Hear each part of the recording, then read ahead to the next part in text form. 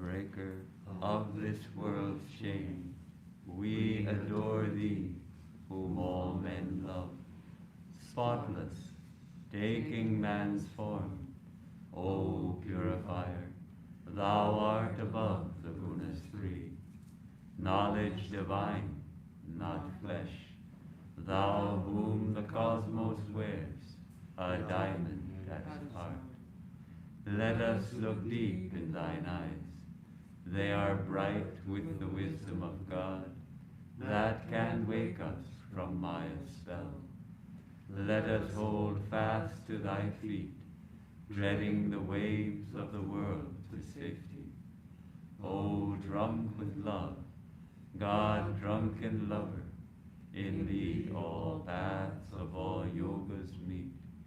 Lord of the worlds, thou art ours, who wert born a child of our time, easy of access to us. O merciful, if we take any hold upon God in our prayer, it is by thy grace alone, since all thine austerities were practiced for our sake. How great was thy sacrifice, freely choosing thy birth in this prison, our iron age, to unchain us and set us free. Perfect, whom lust could not taint, nor passion nor gold draw near. O Master of all who renounce, fill our hearts full of love for thee. Thou hast finished with fear and with doubt, standing firm in the vision of God, refuge to all who have cast fame, fortune, and friends away. Without question thou shelterest us, and the world's great sea in its wrath seems shrunk to the puddle that fills the hoofprint in the clay. Speech cannot hold thee, nor mind, yet without thee we think not, nor speak. Love, who art partial to none, we are equal before thy sight. Taker away of our pain, we salute thee, though we are blind. Come to the heart's black cave, and illumine, thou light of the light.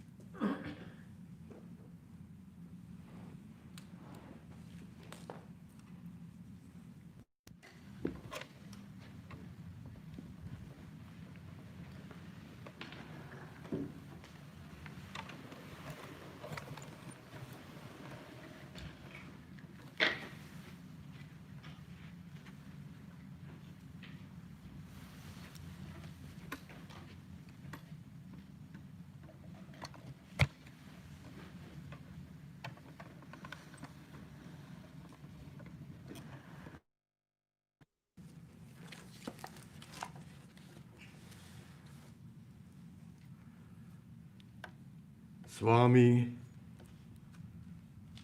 Shardananda. We celebrate his birthday today. Sri Ramakrishna once remarked about Swami Shardananda, then Shashi. He said about Shashi as well as his cousin, Sharat, as well as his cousin Shashi. In a vision, I saw that Shashi and Sharat had been amongst the followers of Christ. Sharat Chandra Chakravarti was born early in the morning on Saturday, December 23, 1865. His mother was Girish Chandra Chakravarti and mother Nilmani Devi. They were well-to-do and had a large family and also a store selling foreign medicine. Sharat was quiet and gentle, which was construed by some as signs that the boy was not intelligent. At an early age, observing his mother's worshipping the family deity, he developed a strong religious inclination. At the age of 13, like all boys, he was invested with the sacred thread, and he regularly practiced japam and meditation. He took a leading role in the school which he had become admitted to in his young days, and it was called Albert School. Later, he shifted to Hare School. He was a good student and scored at the top of his school. Shashi and Sharat read along with Kali Prasad, a friend of theirs, an article written by Keshav Chandra Sen about Sri Ramakrishna, and they decided to go and see the saint. And they did go. And he was greatly attracted to Sri Ramakrishna from the very beginning. One day at Dakshineshwar, the master was praising Ganesha, the god of success. Sharat was present in the audience. He said, "Sir, I would like the character of Ganesha very much. He is my ideal." The master replied, "Oh no, Ganesha is not your ideal. Your ideal is Shiva. In you lie dominant the attributes of Shiva. Always think of yourself as Shiva and me as your Shakti. I am the ultimate repository of your powers." The master would awaken the disciples at midnight and send them to different spots in the temple garden. Once Sharat could not concentrate and reported to the master. Immediately the master pressed his index finger in between Sharat's eyebrows, and his mind became calm, like the flame of a lamp in a windless place. From that time on, he never had any problem with meditation. One day, Sri Ramakrishna was fulfilling the wishes of his disciples. Some asked for devotion, some knowledge, and some liberation. Seeing Sharat silent, the master asked him, "How would you like to realize God? What divine vision would you like to see in meditation?" Sharat replied, "I don't want to see any particular form of God in meditation. I want to see Him in all beings. I do not like visions." The master said with a smile, "But that is the last word in spiritual attainment. You can't have it all at once." "But I won't be satisfied with anything short of that," replied Sharat. "I shall strive my best until I am able to attain it." At last, the master blessed him, saying, "Yes, you will attain it."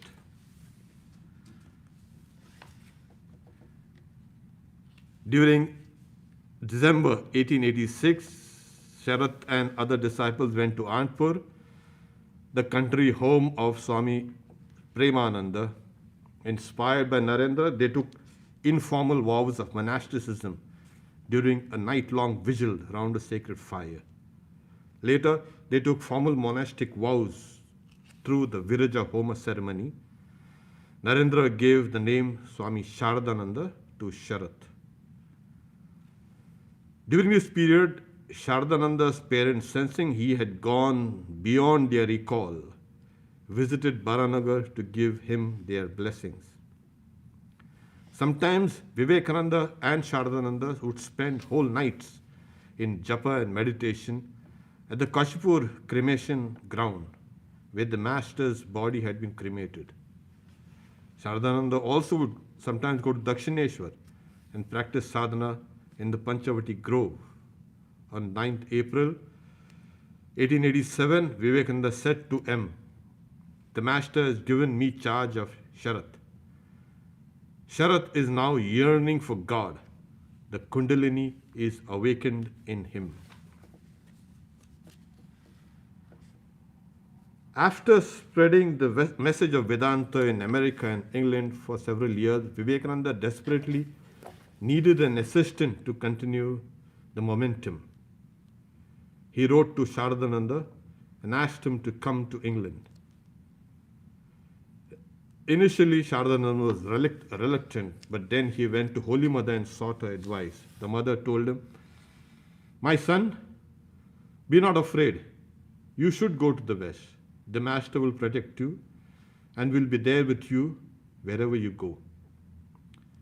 So in March 1896, Sharadananda left for England and arrived there in April. On his way, his ship was buffeted by a hurricane in the Mediterranean Sea. All the passengers were in great panic. The Swami recalled, some were crying, some were running here and there in fear. Some were shaking out of nervousness. The whole scene was frightening, but I was not afraid in the least. My mind was as steady and calm as a needle of a compass. When the ship stopped at Rome, he went to visit St. Peter's Cathedral. Standing in front of the sanctuary, his mind became absorbed in his previous incarnation, and he lost outer consciousness for some time. In London, Swami Shardananda was a guest of Mr. E.T. Study, a Vedanta student. Vivekananda arrived there at the end of April. The two Swamis had not seen each other for a long time. Shardananda told Vivekananda all the news of their brother disciples at Alambazar Monastery and of their activities. Vivekananda established the Vedanta Society of New York in 1894. Towards the end of June 1896, he asked Shardananda to go to America with Mr. J. Goodwin, his English disciple and stenographer, to carry on the Vedanta work. Shardananda was nervous about lecturing, but Swamiji encouraged him. Look, I have already lectured there.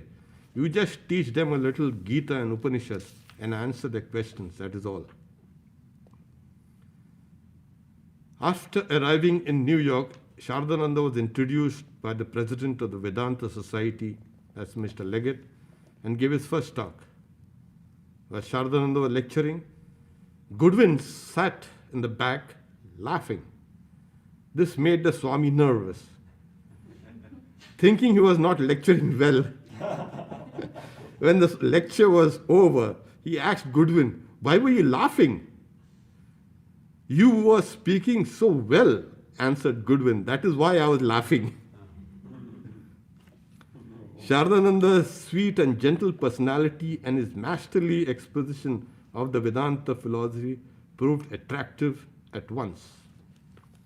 He was invited to be one of the speakers at the Greenacre Conference of Comparative Religions in Maine, where he lectured on Vedanta and held classes on yoga. After the sessions closed, Shardananda lectured in Brooklyn, New York, and Boston. At the Brooklyn Ethical Association, he lectured on the ethical ideas of the Hindus. Everywhere Shardananda went, he made friends and won staunch followers of Vedanta. He used to hold regular classes in Montclair, New Jersey, where he would stay at the home of Mr. and Mrs. Wheeler. Swami Atulananda wrote in his book, The Swamis in America. An interesting incident took place when Swami Shardananda was living at this happy house. The Swami had often spoken about Sri Ramakrishna, and one day he produced the master's photograph and showed it to the lady of the house. "Oh, Swami," she exclaimed, "it is the same face." "What do you mean?" asked the Swami. And then she told him that long ago in her youth, before she was married, she had a vision of a Hindu, and that it was the same face that now she saw in the photograph.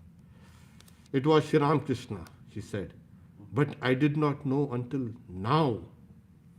I was so much impressed and charmed at the vision at that time, and I remember the face very distinctly, and I have been going about here and there ever since I had that vision. Whenever I heard a Hindu had come to America, I was always there, but always disappointed, not finding the same face. And now at last I have seen that it was Sri Ramakrishna." Referring to this incident, Shardananda later recalled, "The master chooses his own people. We are mere instruments in his hands. It is a privilege to work under his banner. In America, he had already prepared the ground for me. I was not alone." At this time, when Shardananda was at the height of his usefulness in America, Vivekananda recalled him to India to help him organize the Ramakrishna order at Belur. After having stayed for 2.5 years in the United States, he sailed with Mrs. Oli Bull and Miss MacLeod for India, handing over the responsibility of the Vedanta Society to Swami Abhedananda. Back to India. Under Vivekananda's direction, the brother monks took the responsibility of leveling the ground and building living quarters and a shrine. Shardananda was entrusted to oversee the office and supervise visitors. He also organized a plague relief in Calcutta. During August and September, he gave a series of lectures in Bengali at Albert Hall in Calcutta.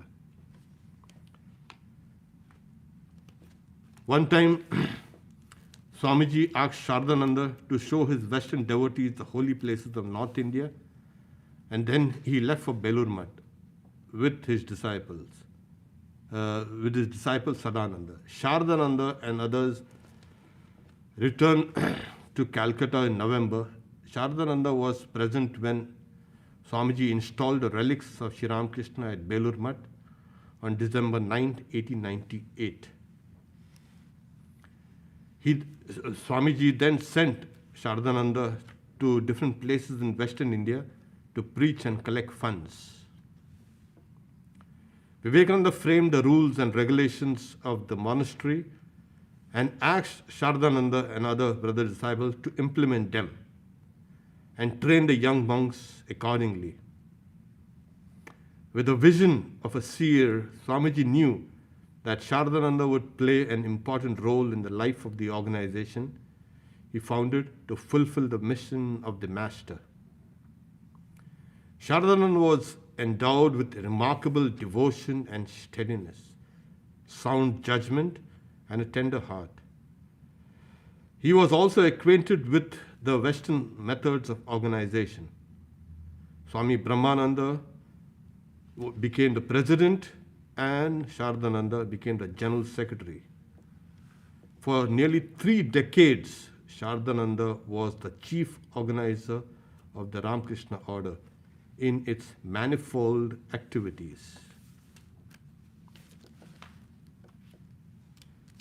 In November 1900, Shardananda decided to practice tantric sadhana under the guidance of his uncle Ishwar Chandra Chakravarti, who was an adept tantric.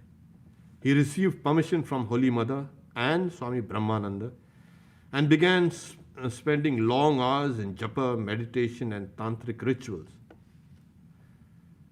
This sadhana unveiled to him the mystery of Shakti worship, which is the realization of the Divine Mother in all beings. And eventually, it helped him to be the caretaker of Holy Mother and to write the life of the Master. Shardananda also wrote in the dedication of his beautiful Bengali book, Bharatiya Shakti Puja, Mother Worship in India, by whose gracious glance the author has been able to realize the revelation of divine motherhood in every woman. To her lotus feet, the work is dedicated in all humility and devotion. Vivekananda passed away on July 4th, 1902, and the responsibility of organizing and managing the growing work of the order fell on Shardananda. Only a few disciples of the Sri Ramakrishna had free access to Holy Mother. Until his death in 1899, Yogananda had been the mother's caretaker. Then Trigunatitananda looked after her. When Trigunatitananda left for America, Shardananda took on the responsibility until Holy Mother passed away in 1920. It was Shardananda, though a monk, who borrowed money to build a house for the mother. It would be used as an office. This building is now called Udbodhan or Mother's House. The publication office was moved to the new building towards the end of 1908, and Holy Mother moved in on May 23, 1909. Some years later, Shardananda also built a house in Jairambati for the mother. Nikhilananda, who lived and worked for many years in New York, was Holy Mother's disciple, wrote about Shardananda during that time, his work and his mission there. To attend Holy Mother with her eccentric relatives was a delicate and difficult task, as she herself put it. I shall have no difficulty as long as Sharat lives. I do not see anyone else who can shoulder my burden. Shardananda called himself the mother's doorkeeper, and he felt proud of his position. From his small room at the left of the entrance to the mother's house in Calcutta, he kept an eye on devotees who went upstairs to salute her. It was not an easy task. Once a devotee walked a great distance to make pranams to the Holy Mother. Mother had just returned from a devotee's house and was resting. Shardananda said to the devotee, I won't allow you to go up now. Mother is tired. With the words, is mother only your mother?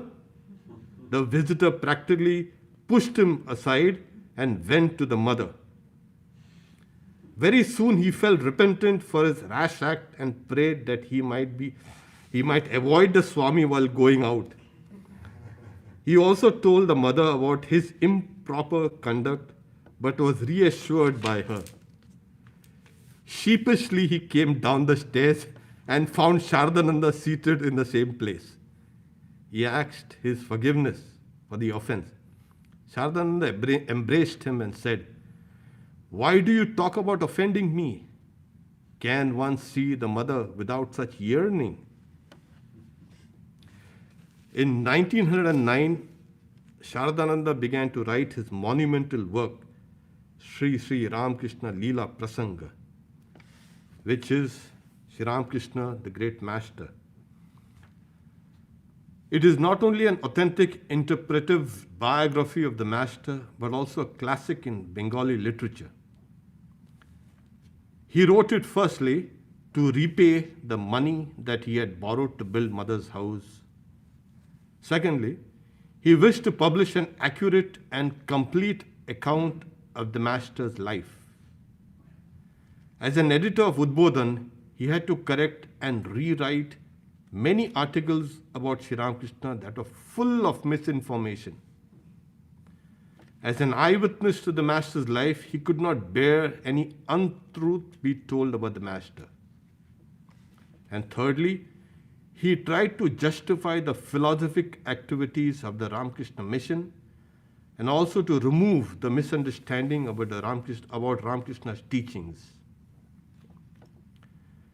The recorder of the Gospel of Sri Ramakrishna, M., had commented that the monastic disciples changed the focus of the master's teaching. Later, M. changed his mind and his position in 1912, and Holy Mother visited the Ramakrishna Mission Home of Service.